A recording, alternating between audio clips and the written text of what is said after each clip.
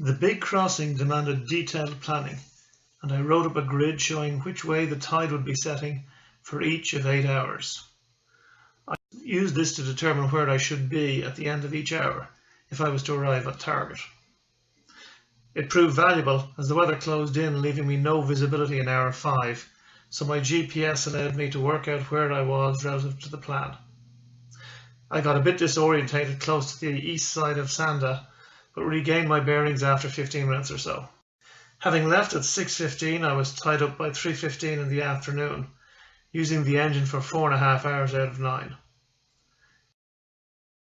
After a rest day in Campbelltown, I headed for Loch Ranza on Tuesday. The winds were uninspiring, but I managed to sail the whole way, 20 miles in 6 hours. The gloom of Campbelltown gave way to brighter weather by the time I arrived. The following morning, I headed east towards Lamlash.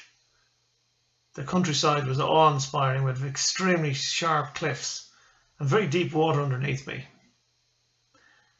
Travelled pleasantly until about 2:30 in the afternoon when we became becalmed, so I used the engine for the last 2 hours and arrived into Lamlash and enjoyed some pleasant pints in the local pub.